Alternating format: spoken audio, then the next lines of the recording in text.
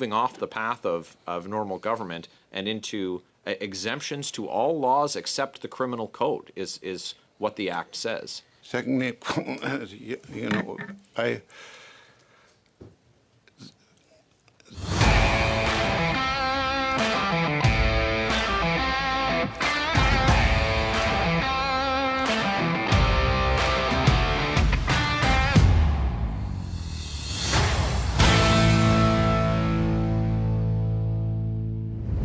We recently walked you through the section of Bill C-15 that lets ministers secretly exempt people, entities, and companies from federal laws outside of the criminal code. Well, today, conservatives questioned the ethics commissioner about it, and his response shows why this section of the bill is so dangerous and perhaps why he needs to retire. Let's take a look. Mr. Barrett, go ahead, sir. The Liberals' Bill C-15 creates a new power for ministers to exempt companies from federal laws, and this can be done in secret. This opens the door to conflicts of interest that Parliament and your office might never see. If a minister can grant exemptions and they can be granted to companies that they are connected to, and even conceal their orders from public release, won't this at a minimum make it harder to detect that a conflict of interest exists? But doesn't it also create the opportunity for real conflicts of interest to occur with no effective oversight whatsoever? just because the minister is authorized by statute to do something doesn't mean he can avoid the conflict of interest to act. So if it is part of his function to exempt the company, he can do that. If there, however, is under the Act a conflict of interest, as you suggest in your example, then he has to recuse himself. The Act is quite clear. He cannot participate in the decision. He can't even be in the room. He has to leave and absence himself when that decision is made. Okay, so obviously Mr. Conrad von Finkelstein hasn't read the actual bill, and he doesn't understand what Mr. Baird is trying to say. You know, you can't just sit there and say, well, you know, just because he's authorized to do something doesn't mean he's not subject to the Act. No, this is what you don't understand, Mr. Finkelstein, and this is why it's so concerning. Under Bill C-15, if it were to magically become law, the ministers are able to do this in secret, and they don't have to disclose almost anything when it comes to what they've actually done when they make these exemptions. You're literally exempting these companies or individuals from law. So that would include the conflict of interest law. This is the whole concern, and we raised this in our video the other day. If you haven't seen that, I highly suggest you take a look at that. It'll be in the at the end of this video. Go ahead and click on that. But this is the whole concern. The whole point of what is in Bill C-15 is so that individuals or entities or companies won't be subject to the Conflict of Interest Act or other Canadian laws. That's the point. It appears to be a systemic gap that's being created, though, Commissioner. It's a path for ministers to bypass the usual parliamentary safeguards and ethical scrutiny by shifting decisions into private exemption orders.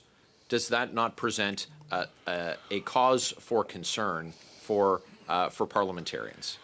I'm not sure I follow you. How, Mr. Baird? Where is the shifting taking place here?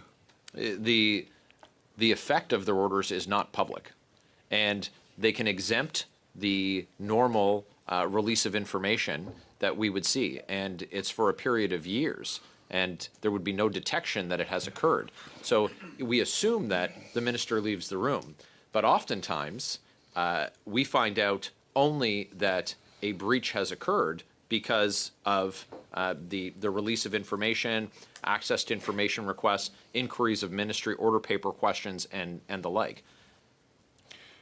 When you say the exemption is secret, you mean the act authorizes the minister to make a decision and it not to publicize it? The information does not need to be publicized in the Gazette. Yeah, but I'm sorry, if the company is exempted, that means if they weren't exempted, they couldn't do this. So presumably, the exemption has to be published somewhere.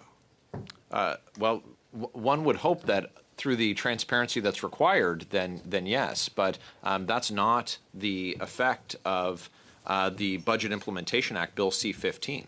Your question, your question that I've provoked is born out of the same expectation I think that Canadians have about transparency and openness that we expect from government, when instead there's we're moving off the path of normal government and into exemptions to all laws except the criminal code is what the act says. Okay, well, first of all, C-15 is not law yet. It has to be passed by Parliament. Secondly,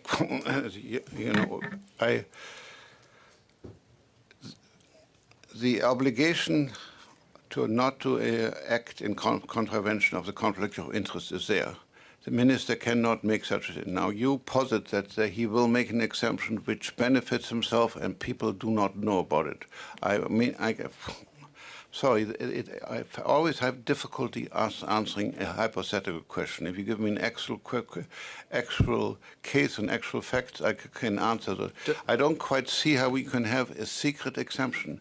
The effect of the exemption will be public, and people will ask, like you, why is this company doing it when normally an act would require A, B, and C? Where do they get the authority? To be clear. So therefore, somebody will say there is an exemption. Here it is. Okay, so maybe someone needs to explain to Mr. von Finkelstein that the purpose of the ethics commissioner is not to just sit there and say, well, they can't do it. That's not the purpose of the ethics commissioner. The purpose of the ethics commissioner is to, when you see something a little shady, you go, aha, a clue, Sherlock, and then investigate. That's literally the point of his office. And what Barrett is saying is, dude, under this law, a minister could say, this company or this person is exempt. Why? Because I think so. And they don't even have to really publish anything other than in this annual report for the Treasury Board that says, yep, that exemption was granted. To who? Apparently, due to privacy reasons, we can't tell you. Now, the other thing that von Finkelstein is saying is, well, you're assuming that the minister is only to benefit themselves. Well, what if Mark Carney has one of his ministers exempt Brookfield from this? Right? What? Is von Finkelstein going to seriously sit there and say, well, because it wasn't Mark Carney that granted the exemption, then it's not a conflict of interest? Is this what we've resorted to? Because that sounds like where he's going down. Now, here's the other fact that I want to bring into this. The fact that the Liberals have put this in here, and this sounds like it's a surprise to the ethics commissioner, means that they didn't consult with the ethics commissioner when they were actually putting this bill together to see, hey, Mr. Ethics Commissioner, do you think it's going to be any problem if we include a clause like this, which would cover the Conflict of Interest Act, which would exempt companies from the Conflict of Interest Act or individuals from the Conflict of Interest Act? Do you think this would be a problem? So the fact that they didn't even consult with them on this, again, nobody is surprised on this side of the table, but it should demonstrate to Canadians and swing voters that the fact that they didn't even consult with the ethics commissioner on something as broadly sweeping as this, that should raise some eyebrows and raise some concerns for the Canadians that are not normally paying attention to Parliament. To be clear, I don't see the mechanism in the legislation that would publish the exemptions that are able to be made to all laws except the Criminal Code, including the Lobbying Act, including access to information laws, and including the Conflict of Interest Act. But am I to understand then that the law as it's written, and should it come into force, without giving any hypothetical examples, that it gives no rise to concern for you?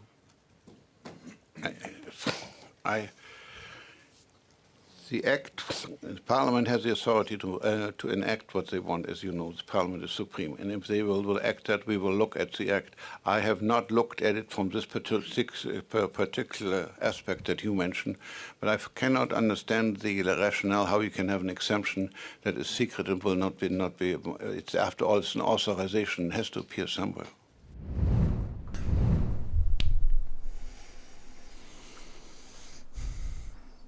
So he's saying, oh, you can't do this, they can't do this, they can't do this, they can't do this. So Barrett just says, all right, so you're saying that the Act is fine. Well, I haven't read it.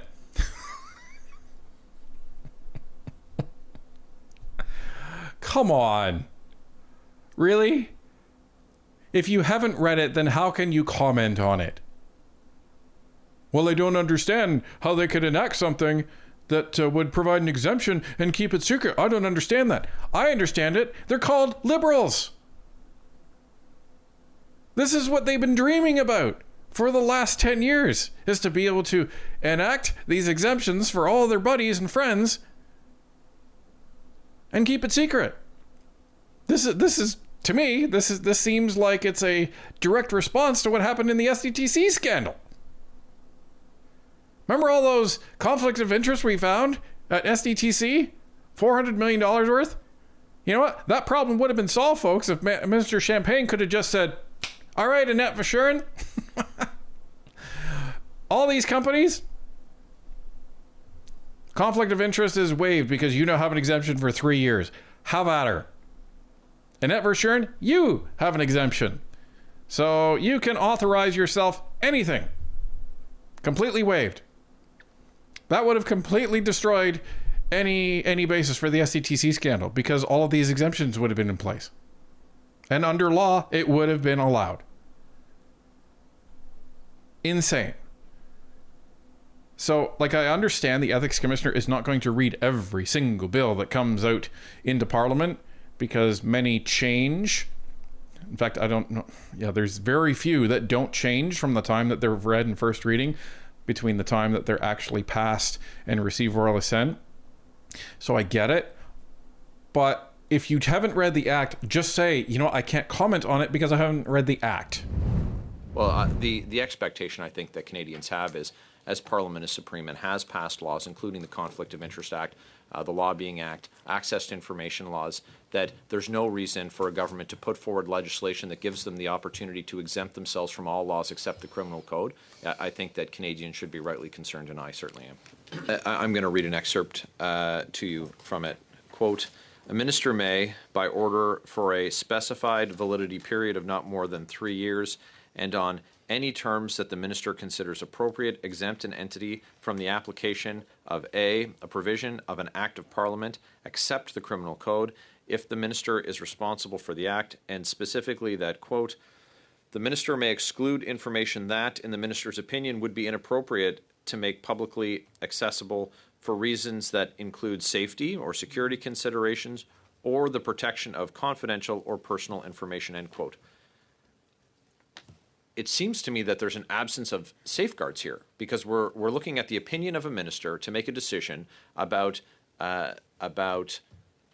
whether or not to allow for the publication of a decision to create an exemption to an Act of Parliament. And for the same reason that it ought not to apply to the Criminal Code, I posit it ought not to apply to the Conflict of Interest Act, and the same to the Lobbying Act. And I'm interested in your opinion for the very reason that this matter is under consideration before the House, and frankly, this stands to limit your ability as an independent officer of Parliament to discharge the watchdog role that Canadians expect you to be able to discharge.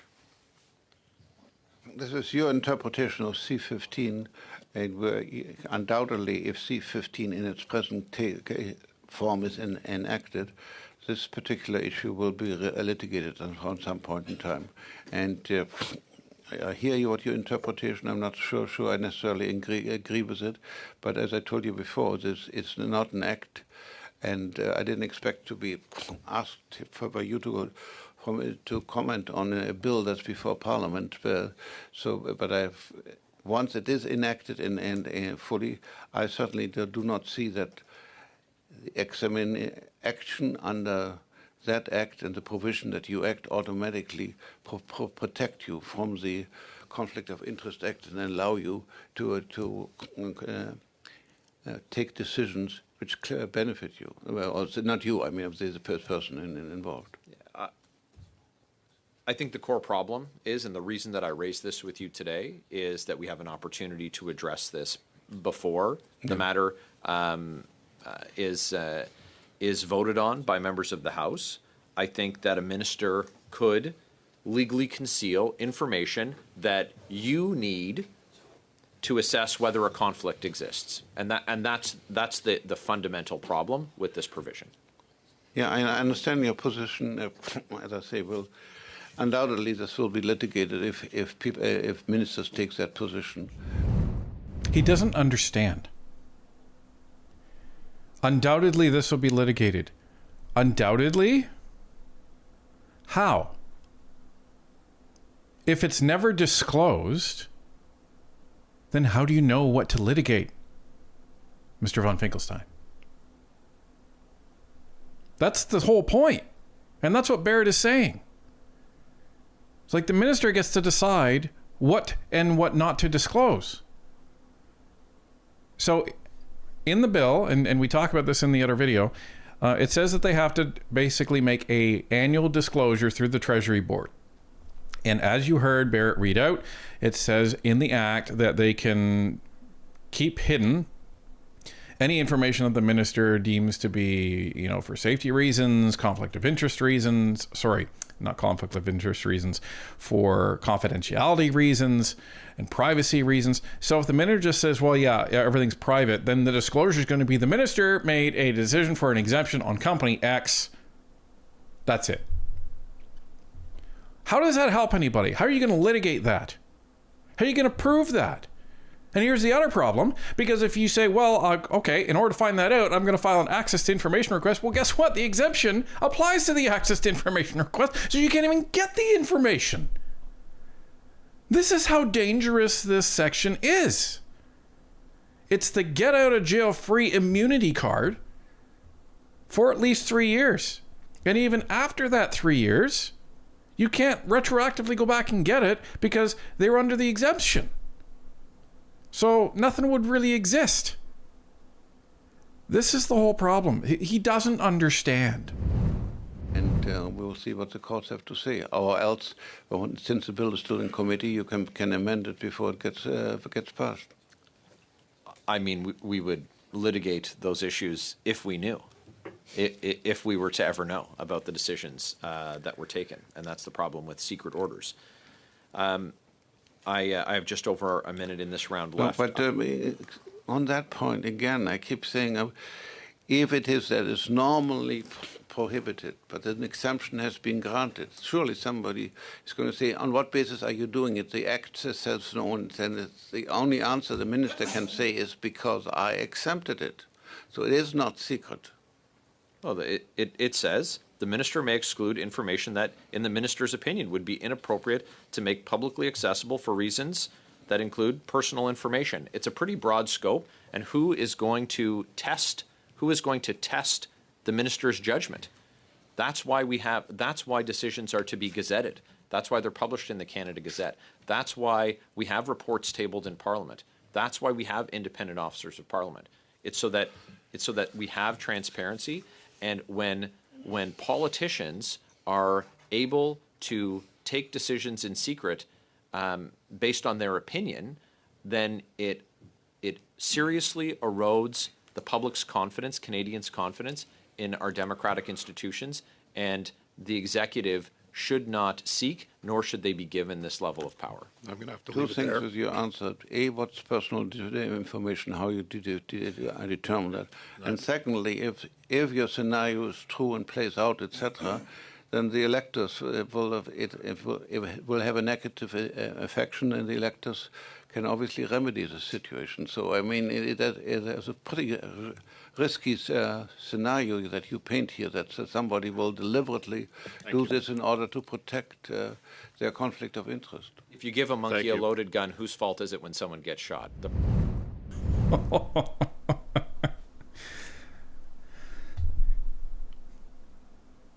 I'm sorry. This guy needs to go. Which is probably why Carney still has him there. This guy needs to go. If I'm the ethics commissioner, I'm not erring on the side of naivety. I'm erring on the side of caution. Because it's literally your office's job to be the watchdog, to enforce the ethics laws, to enforce the conflict of interest. That's literally your job. So when you see something that seems a little off, you have to go, and then send your people in after it. He's sitting there saying, "Oh well, you know, you're assuming that they're gonna do this negatively." Well, you have to. That's how you test the constraints of legislation before it actually gets into law. That's the whole point.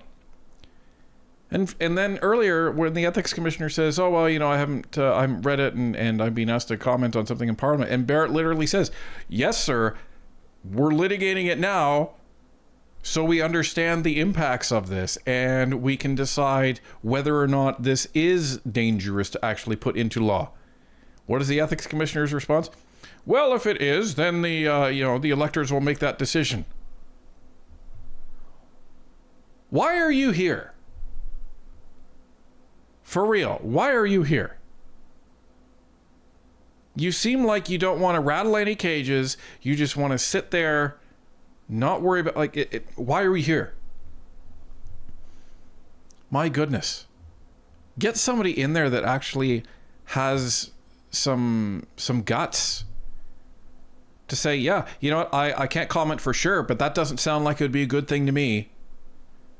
If it's as you say, if they're not required to disclose almost any information about this, then yeah, I see that as a big problem.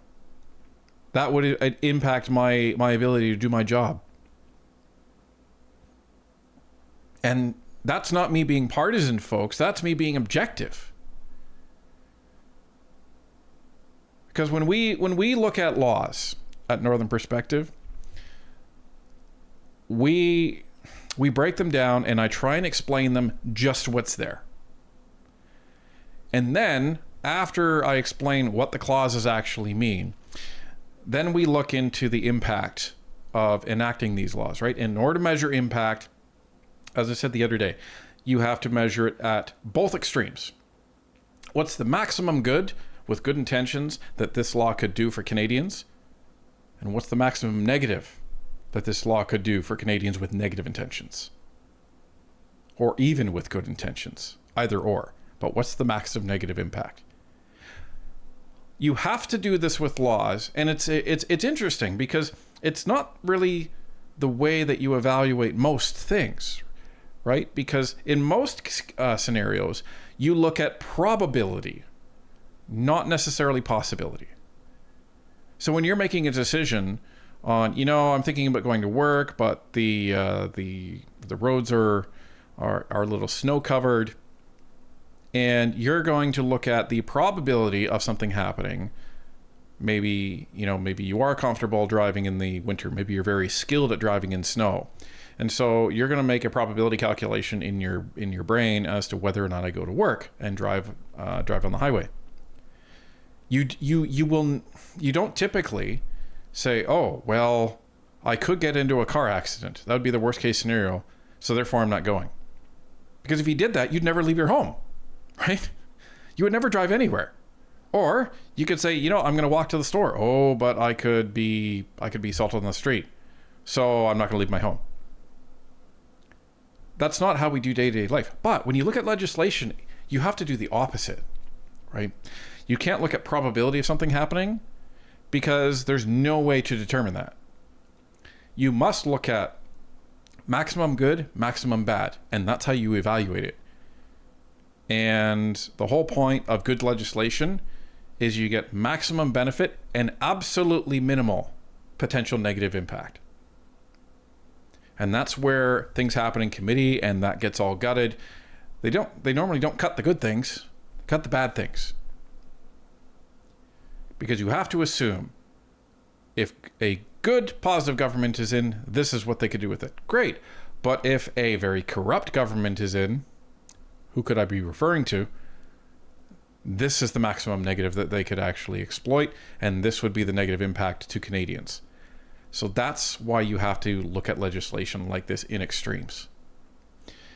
So very interesting, very frustrating testimony from the ethics commissioner. Makes me wonder if Carney is going to be, have any investigations on him, especially Westinghouse. That should be an open and shut case when he mentioned it during his actual speech and debate, during the leaders' debate in the federal election when he was prime minister. That was a blatant violation of the Conflict of Interest Act, in my humble opinion. So that he should be automatically, convicted after an investigation. But are we even going to have an investigation on this? Like, come on. From the testimony we heard today, the ethics commissioner seems to be trying to push against, well, they won't do this, they won't do that, they won't do this, they won't do that. Have you been watching the last 10 years, Mr. von Finkelstein? Because this has been the most corrupt 10 years in Canadian history with all of the Liberal scandals. So if you can't see that, and if you can't see the potential for why this section C-15 is not a good thing, then I'm sorry, you're past your prime. Maybe it's time to hang them up and put somebody in that seat that actually knows what they're talking about and is actually ready to hold politicians of any stripe to account, because that's what Canadians deserve.